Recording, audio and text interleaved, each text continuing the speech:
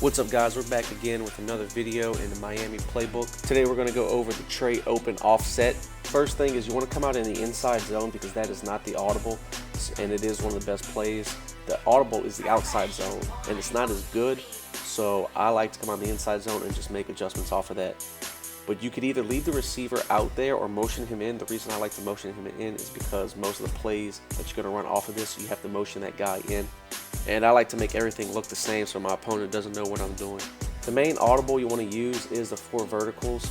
Against man-to-man, you could either hit the running back's route out of the backfield, which is one of the best routes to beat man-to-man this year.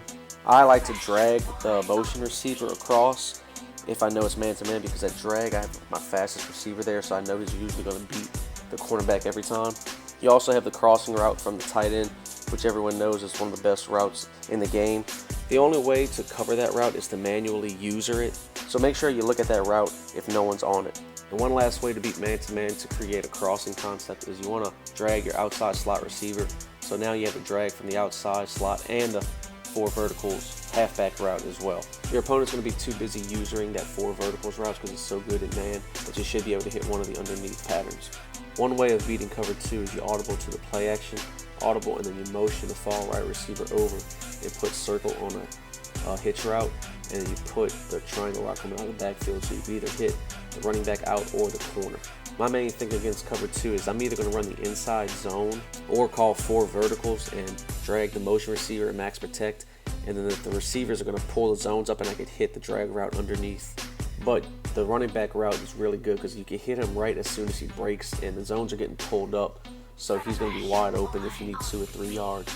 Against cover 3, the same thing. You want to audible to your 4 verticals route, motion the receiver in, and then drag him, and you can hit him underneath because once again the zones are going to get pulled up by the receivers. But whenever I play, there's only one play that I run against cover 3 because it's a cover 3 destroyer.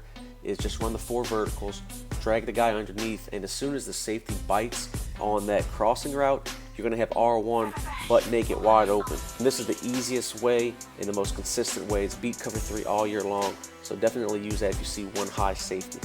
Last, against cover 4, we're going to hit them with the 1-play touchdown. You're going to audible to your play action audible, and you're going to streak X and R1, and then you can either put the far right receiver on an in route if you don't want to motion him, or you motion him in and put him on a curl, and then lastly you block your running back, and you're going to wait for that square receiver to come all the way across, and you're going to see that the safeties once again bite down on that curl hard, and we're able to lob it up over the top for a 1-play touchdown.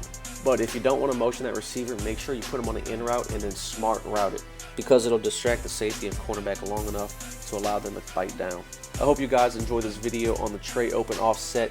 This is my go-to formation if my opponent is running cover 3 most of the game, because I always know I have that seam route in the 4 verticals play, and it's going to absolutely destroy it. This formation is a heavy dose of inside zone and 4 verticals. Be sure to like, comment, share, and subscribe to the YouTube channel. Follow me on Twitch to watch me play live and interact with me. Follow me on Twitter to get any updates or news that I'm releasing. And last, if you want to become a patron, head on over to the link and you'll get all these ebooks early and exclusive blitzes, and then anything specific that I do in the game you'll get as well.